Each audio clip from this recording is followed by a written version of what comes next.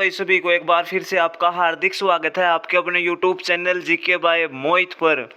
आज की वीडियो में जो अपनी सीरीज चल रही थी NCERT साइंस क्लास 6 से लेकर 10th तक की जिस बुक में थ्योरी है, और ये मेरी खुद की बुक है, प्लस में वही इसमें 2016 से लेकर 2025 के बीच में HSSC के द्वारा जितने भी साइंस के क्वेश्चन प्रीवियस ईयर क्वेश्चन पूछे गए हैं किसी न किसी एग्ज़ाम में, वो भी सारे ऐड हैं।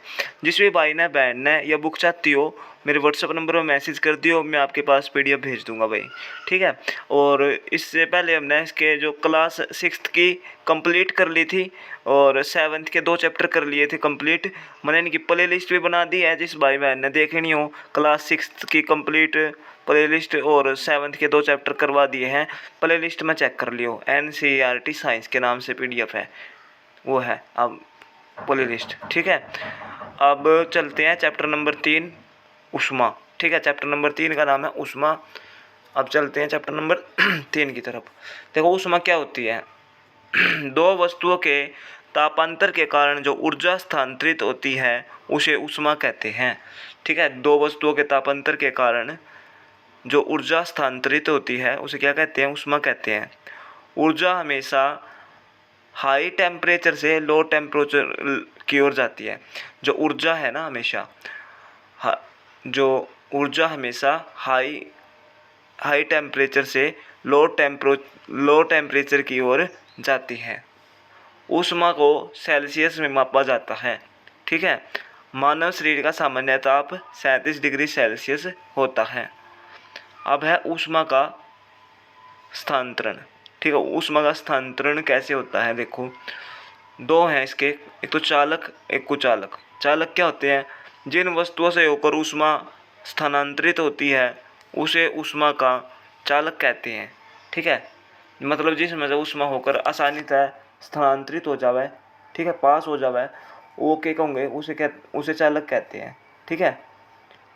जैसे लोहा, तांबा, एल्युमिनियम, ठीक है।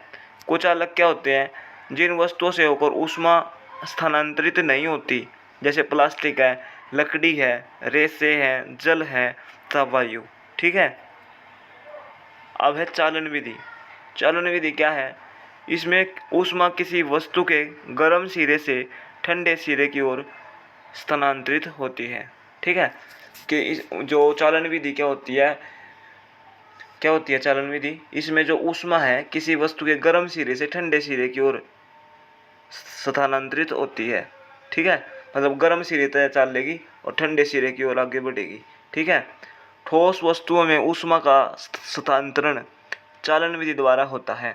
अब आपसे पूछ लेंगे कि जो ठोस वस्तु है उसमें ऊष्मा का स्थानांतरण किस विधि द्वारा होता है, तो याद रख लेना चालन विधि द्वारा होता है। फिर है संवहन। संवहन क्या है, जब जल को गर्म करते हैं तो ज्वाला के पास का जल गर्म हो जाता है।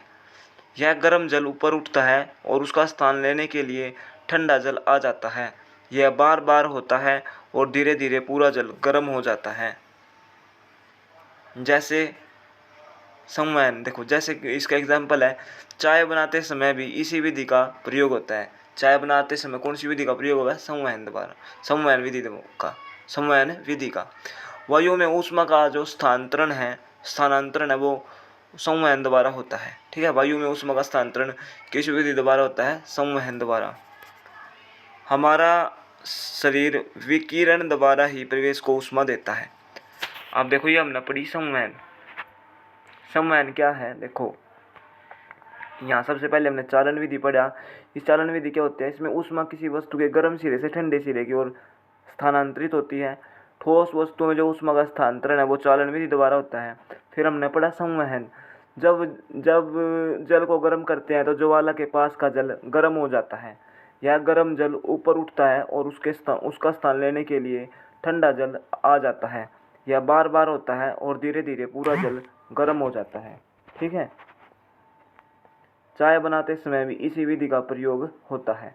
वायु में जो ऊष्मा का स्थानांतरण है वो भी किस विधि द्वारा होता है, संवहन द्वारा होता है। अब हम पढ़ेंगे विकिरण। सूर्य से पृथ्वी पर प्रकाश इसी विधि द्वारा आता है। जो सूर्य से प्रकाश पृथ्वी पर पहुंचता है वो किस विधि के द्वारा आता है, विकिरण। इसमें किसी भी माध्यम की आवश्यकता नहीं होती, ठीक है। इसमें क्या होता है, विकिरण विधि में किसी भी माध्यम की आवश्यकता नहीं होती, ऊष्मा की निर्वात में यात्रा होती है। ठीक है। जब हम हीटर के सामने बैठते हैं तो हमें इसी प्रक्रम द्वारा ऊष्मा प्राप्त होती है। ठीक है। जब हम हीटर के सामने बैठते हैं तो हमें गर्मी का एहसास होता है, तो वो कौन सी विधि है, विकिरण। ठीक है। हमारा शरीर विकिरण द्वारा ही परिवेश को ऊष्मा देता है। अब है, गहरे रंग के कपड़े अधिक ऊष्मा अवशोषित करते हैं, इसलिए सर्दियों में हमेशा रंगीन कपड़े अधिक सुखद लगते हैं। आप तो पूछ लेंगे कि सर्दियों में हमें रंगीन कपड़े क्यों सुखद लगते हैं, क्यों अच्छे लगते हैं। तो गहरे रंग के कपड़े अधिक ऊष्मा अवशोषित करते हैं, इसलिए सर्दियों में हमें रंगीन कपड़े अधिक सुखद लगते हैं। हल्के रंग के कपड़े, अब तो पूछ लेंगे गर्मियों में हमें सफ़ेद कपड़े पहनना ज़्यादा सुखद क्यों लगता है। हल्के रंग के कपड़े ऊष्मा को परावर्तित करते हैं, इसलिए गर्मियों में हमें सफ़ेद कपड़े पहनना ज़्यादा सुखद लगता है। फिर है डॉक्टरी थर्मामीटर। डॉक्टरी थर्मामीटर को मानव शरीर का ताप मापने के लिए ही डिज़ाइन किया गया है। मानव शरीर का ताप सामान्यतः 35 डिग्री सेल्सियस से 35 डिग्री सेल्सियस से कम तथा 42 डिग्री सेल्सियस से अधिक नहीं होता। मतलब जो मानव शरीर का ताप है सामान्यतः 35 से लेकर 42 डिग्री के बीच में ही रहता है हमेशा। वैसे सामान्य तापमान कितना है, 37 डिग्री सेल्सियस। यही कारण है कि थर्मामीटर का परिसर 35 डिग्री सेल्सियस से 42 डिग्री सेल्सियस है। प्रयोगशाला तापमापी का परिसर कितना होता है, 10 डिग्री सेल्सियस से 110 डिग्री सेल्सियस होता है। चाय बनाते समय भी इसी विधि का प्रयोग होता है।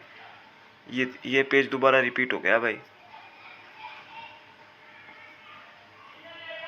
ठीक है। यहाँ पर अब है ऊष्मा का स्थानांतरण।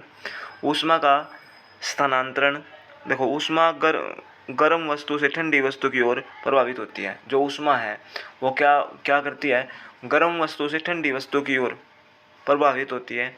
वास्तव में ऊष्मा सदैव गर्म वस्तु से अपेक्षाकृत ठंडी वस्तु की ओर प्रभावित होती है। अब हम चालन विधि को एक बार फिर से पढ़ेंगे। वह प्रक्रम जिसमें ऊष्मा किसी वस्तु के गर्म सिरे से ठंडे सिरे की ओर स्थानांतरित होता है उसे चालन कहते हैं। ठोसों में ऊष्मा का चालन, ठोसों में प्राय चालन के प्रक्रम द्वारा स्थानांतरित होती है। जो ठोसों में जो ऊष्मा है वो कौन से प्रक्रम द्वारा स्थानांतरित होती है, चालन द्वारा। ठीक है। अब हम पढ़ेंगे विकिरण विधि। सूर्य से हम तक ऊष्मा एक प्रक्रम द्वारा आती है जिसे विकिरण कहते हैं। हमारा शरीर विकिरण द्वारा ही परिवेश को ऊष्मा देता है तथा उससे ऊष्मा ग्रहण करता है। सभी गर्म पिंड विकिरणों के द्वारा ही ऊष्मा विकसित करते हैं। गर्मियों में हल्के रंग के वस्त्र को ज़्यादा वीरता क्यों देते हैं, किस लिए देते हैं, क्योंकि ऊष्मीय विकिरणों के अधिकांश भाग को, क्योंकि जो ऊष्मीय विकिरणों के अधिकांश भाग को परावर्तित कर देते हैं। देखो गर्मियों में हल्के रंग के वस्त्र को ज़्यादा वीरता क्यों देते हैं भाई, क्यों देते हैं, इसलिए देते हैं क्योंकि ऊष्मीय विकिरणों के अधिकांश भाग को ये जो हल्के रंग के वस्त्र है वो परावर्तित कर देते हैं। गहरे रंग के कपड़े अधिक ऊष्मा अवशोषित करते हैं, इसलिए सर्दियों में गहरे रंग के वस्त्र पहनना आरामदायक प्रतीत होता है। ठीक है। अब है, द्रवों तथा गैसों में ऊष्मा संवहन द्वारा स्थानांतरित होती है। ठीक है। जो द्रव होते हैं, द्रवों तथा गैसों में ऊष्मा कौन सी विधि द्वारा स्थानांतरित होती है, संवहन द्वारा। ठीक है। तो ये छोटा सा टॉपिक था अपना, मैंने 2 बार रिपीट भी कर दिया है। वीडियो आपने किसी लगी कमेंट करके जरूर बताना। जय हिंद जय भारत। देखो हम चैप्टर नंबर 4 पर आ गए हैं, क्लास 7th की चल रही है ये। इससे पहले मैंने 6th की PDF मतलब कंप्लीट करा दी थी साइंस से, और उसकी PDF भी बना दी है ना, उसकी वो प्ले लिस्ट भी बना दी है, प्ले लिस्ट चेक कर लियो। और इसके भी 3 चैप्टर हो चुके हैं। ठीक है। तो वीडियो किसी लगी कमेंट करके ज़रूर बताना। और भाई अपना प्यार और अपना सपोर्ट बनाए रखो। NCERT साइंस ये मेरी खुद की बुक है, मैंने बहुत मेहनत की है। और जब जाके ये बुक तैयार की थी भाई 5-6 महीने तो मैंने इसको लिखने में लगा दिए थे। ठीक है। तो जिस भाई बहन ने वीडियो पसंद आवा या बुक पसंद आवा वो व्हाट्सएप पर मैसेज कर दियो, कोई भी भाई हो बहन हो उस तो व्हाट्सएप पर या वीडियो भेज दी जाओगे भाई। ठीक है। तो जय हिंद जय भारत, अपना ख्याल रखो, पढ़ते रहो।